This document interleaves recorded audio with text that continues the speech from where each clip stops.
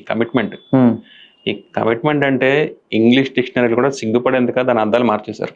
నా ఉద్దేశం ఏంటంటే ఏ యాక్టర్ అన్నా సరే లేదంటే ఏ ఆర్టిస్ట్ అయినా సరే సినిమా కమిటెడ్గా ఉండాలి, కానీ సినిమా తీస్తున్న వాళ్ళతో కాదు.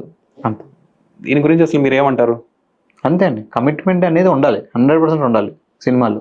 కానీ ఏంటి, ఆ స్టోరీకి ఆ దీనికి ఉండాలి. మా భయ్యా నేను డబ్బులు ఖర్చు పెట్టాను, చాలా ఖర్చు పెట్టాను, ఆల్మోస్ట్ 3-4 కోర్స్ అయింది, అట్లీస్ట్ నేను ఎంజాయ్ కూడా చేయలేదు అమ్మాయిని అని చెప్పంటే నేను అన్నాను, రే బాబు దానికి అంత ఖర్చు పెట్టాల్సిన అవసరం లేదు, బయటకు వెళ్తే డబ్బులకి ఇస్తే 3 మంది ఉంటారు, దానికి సినిమా తీయాల్సిన పని లేదు.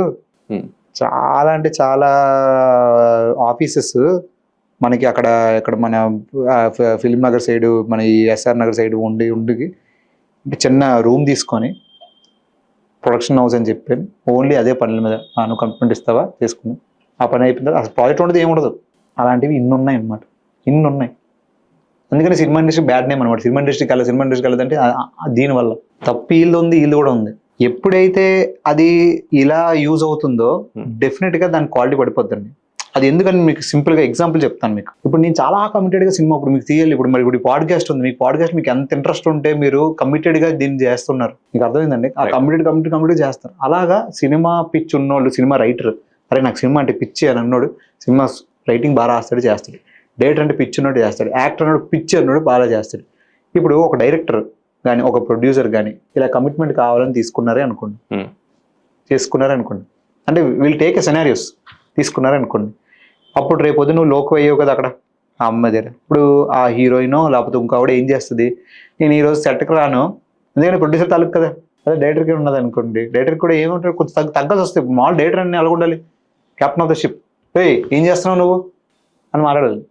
కమిట్మెంట్ తీసుకునే అలా మాట్లాడగలరా చెప్పండి, మామూలుగా చెప్పండి. ఆ అమ్మాయి కూడా నిన్ను ఎలా చూస్తుంది, కొన్ని ఆ ఒకరిలో ఉండదు, అది అలాగా ఆ సెట్ అంతా బాగుంది. ఒక స్కూల్లో అనుకోండి, వాళ్ళు తెలిసిన 10 మంది ఉంటారు, కానీ ఆ 10 మందిలో 3 మాట్లాడుకుంటారు. సినిమా అన్నాడు 1000లో మాట్లాడుకుంటారు. దాన్ని బట్టి తోతుంది. ఫస్ట్ థింగ్ అది ఆపేసి మీ పర్సనల్ లైఫ్లో మీరు ఎలా ఉంటారు, అలాగని హీరో ఈ డైరెక్టర్ కలకూడదా, హీరో ప్రొడ్యూసర్ కలకూడదా, హీరోయిన్ కలకూడదా అంటే అది లేదు. అది అవుట్ ఆఫ్ దిస్ చూసుకోండి. మీ సూత్రవాక్యంలో కూడా సమ్ ఇష్యూ ఏదో వచ్చిందండి, ఇది దీని గురించేనా? సూత్రవాక్యం వచ్చింది drug issue, drug case. But అది కూడా హీరోయిన్ కదా ఏదో కంప్లైంట్ చేసి, హీరోయిన్ ని సెక్షువల్ గా హెరాస్ చేశాడు బై టేకింగ్ డ్రగ్స్ అని చెప్పి ఇది వచ్చింది. బట్ ఆ పరంగా కమిట్మెంట్స్ ఆ పరంగా ఎప్పుడూ ఇది అవ్వలేదు.